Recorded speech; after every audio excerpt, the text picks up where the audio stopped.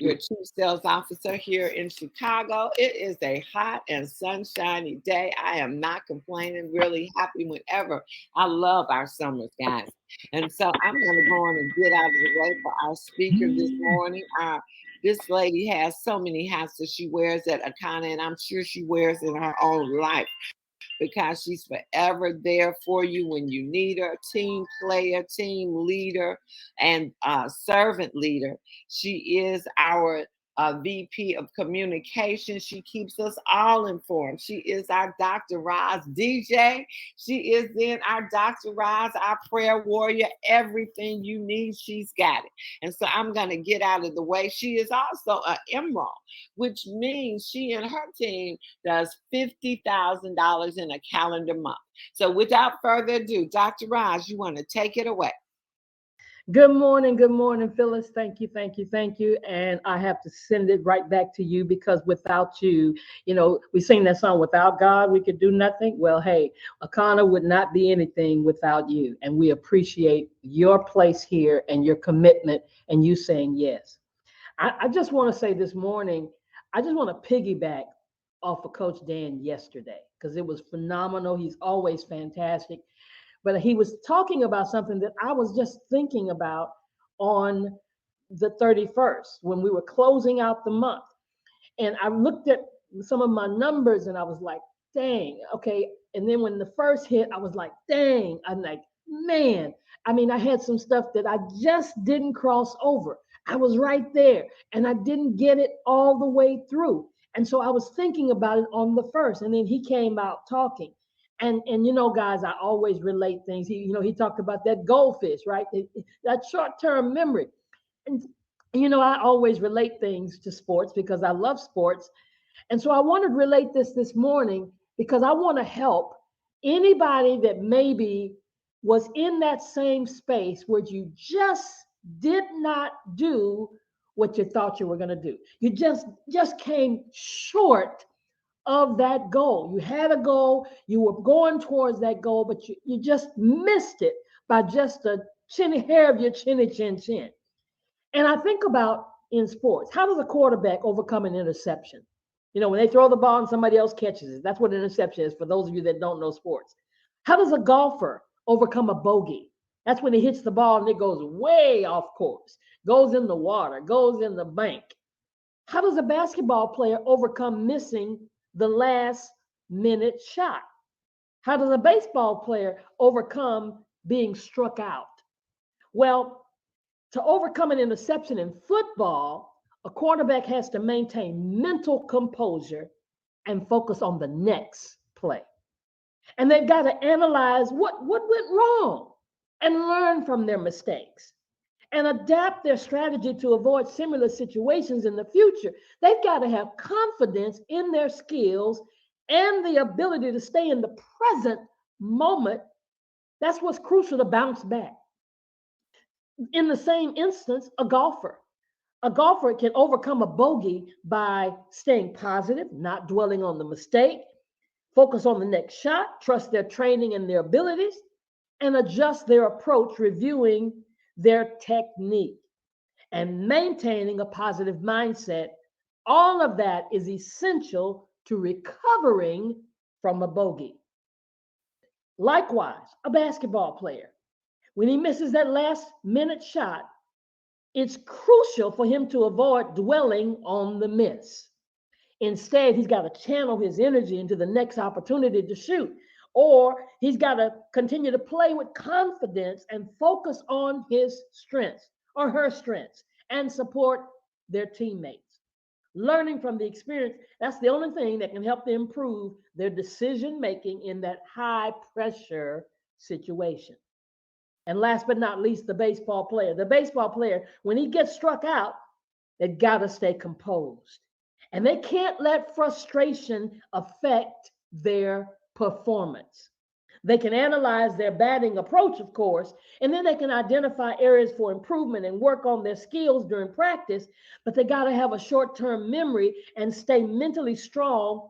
Those are the keys to bouncing back and making a positive impact the next time they're at bat. Now, I said a whole lot, But now let me give you 10 things. I know you were trying to write all that down real quick because I was going pretty fast. But I had to get to these 10 things that we find in the football player, the golfer, the basketball player, and the baseball player. Number one, all of them stay resilient. They all have the ability to bounce back, to adapt, to recover quickly. See, some of us recover, but we don't recover quickly. They stay mentally tough. That's how they stay resilient. They remember that, watch this, setbacks happen to everyone. You're not by yourself. They happen to everybody. And it's how you respond to the setback that matters. Come on, put the underline. Life happens. Put another word in there. Yeah, you know what I'm talking about. It happens. But you got to stay resilient. You got to have that bounce back mentality. Number two, analyze the reason for the setback. What's the reason that you didn't hit your goal? What's the reason? You got to take an inventory, a self inventory. No, not blaming who didn't join or who didn't say yes or who didn't come to the meeting or who didn't. No. Self inventory. Analyze the reason for the setback. Understand what went wrong. And then identify those factors and contribute to the setback. This analysis can help make adjustments the next time. And sometimes when we analyze things, we're not real honest with ourselves. I'm gonna ask you this: did you work until the final hour? That's an analysis. Or did you start working early enough? It's August the 3rd. See, now's the time to start working. You know what a lot of us do? We wait till the very last hour. We wait till the last minute. We wait till the last week, and then we press.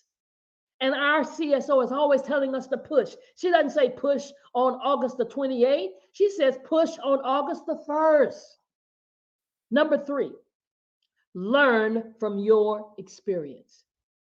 Use this setback, use not meeting that goal, use not hitting that goal as a learning opportunity. Work on those areas that you need improvement in. Work on it. Number four, maintain. That means keep having a positive mindset. That's why we get on this call, to give us a positive mindset. But even if you weren't on this call, you still have to maintain it throughout the course of your day. Avoid dwelling on the failure or focus on the progress that you've made so far. Because guess what? Even if you didn't reach your goal, I bet you, you are farther than you were. Just because you were striving, just because you were going after it, just because you were pushing. So that positive thinking, it helps to build your confidence and your motivation to do it again. Don't say, oh, I ain't gonna try no more. No. Try again. So that positive thinking. And the way you stay positive is that you've got to live in the present. Yeah, Coach Stan mentioned it. You can't think about July now. It's over. That's past. That's done. We're in August. On our way to September, to November, October, November, December. You got to look at the future now and live in the present more than you do the past. Number five, seek support. Seek support. Talk to somebody. Talk to your coaches. Talk to your upline. Talk to your teammates.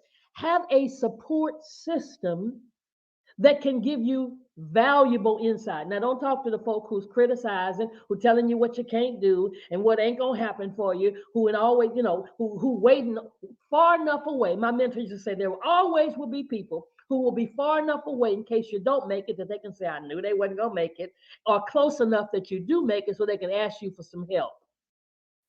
So seek support. Number six, set new goals. Yes, it's August the 3rd. It's time for new goals. We've been hearing it over and over again. Set new goals. Don't be afraid to set a new goal. Resetting goals can provide a fresh perspective and a new motivation. And make sure it's an achievable goal. Hello, somebody. Make sure it's an achievable goal. Don't say, okay, I'm going to hit 100,000 this month, and you don't have 100,000 times of hours or seconds to do it, to work. Because the goal has to match the work that you're going to put in. So set new goals. Aim, aim for achievable goals. If you don't have something to aim for, you'll hit anything. You got to have something to aim for. And people tend to not want to set goals because we're afraid we're going to miss the goal. I'm saying, I was being transparent. I missed my goals last month, but now this is a new day.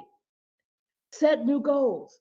Number 7, visualize. You've heard me talk about this. I gave you exercises. Number 7, visualize your success. Listen, can't nobody see this for you if you don't see it for you. You've got to visualize your success. You've got to see yourself as a diamond. I love it. I love it when I hear Mike say diamond Mike. I love it when Crystal says the original diamond. I love it. Visualize your success. Engage in visualization. Even if you got to get a visualization, there are plenty of them on YouTube, visualization exercises. So you can mentally rehearse your success. Visualization, it helps build that mental readiness, because some of us aren't even ready for the success because you don't even see it yet. You don't see yourself walking across the stage. You don't see yourself achieving that thing. You don't see yourself getting 500, 1,000, 2,500, 5,000 in CV. You got to see that thing. Number 8, stay dedicated. Stay on the course. Continue the training, continue learning, continue being diligent, and be honest with yourself. We all have weaknesses. Nobody's perfect. Everybody, from the top to the bottom, everybody, I don't care what your title is, has a weakness, but you got to build on your strengths. Know what your weaknesses are, address those weaknesses, but build on your strengths. And then you be consistent effort and hard work. That's going to cause you to stay dedicated. Number 9, embrace patience. Some of us are the most impatient people in the world. Embrace patience. Understand that one, you can't compare yourself to somebody else. You are you. You are an individual. And although we compete, although we try to, like Coach said the other day, get up with another team and compete against one another, but also at the same time, embrace patience with yourself. Understand that progress takes time. And we've heard it. This is not a sprint, it's a marathon. Akana's going to be here, ladies and gentlemen. We're here for the long run. We've seen that S curve, and we're here for whenever the momentum started. Did anybody understand? We haven't even hit momentum yet. So embrace patience. Understand that progress takes time and setbacks are part of the journey. It's all a part of the process. So trust the process and stay patient, and improvement will happen. You will get better at it. Y'all didn't hear what I said. I said you will get better at it. And number 10 is probably the consummation of everything. Believe in yourself. Believe in yourself. Maintain self-belief. We hear all the things. We have all the tools that we need to achieve here in this business. We have all the things that we need to achieve in life. Because what I just talked about this morning, you can use in any area of your life. But you got to believe in yourself. Your self-confidence, your self-belief. Nobody can give that to you. Nobody can pour. I mean, I meet people, I talk to people, I wish I could unscrew their brain and pour in self-confidence in them, but I can't. You've got to have it for yourself.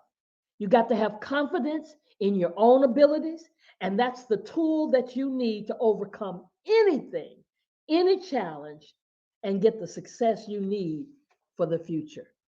Listen, Akana Nation, it's our time. It's time to progress. It's time to move forward. But you got to have that short-term memory when you don't hit what you thought you were going to hit, and keep on moving. It's a new day. Back to you, Phyllis.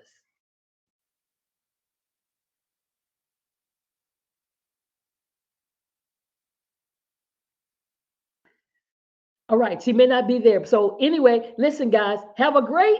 I am here. You Okay. dropped the mic. I just couldn't get back to where I was. Thank you so much, Dr. Roz. Thank you, everybody. And hey, she gave you your marching orders. And I'm just going to say, push. We'll see you back here tomorrow morning. Bye now. Thanks, Dr. Roz. All right.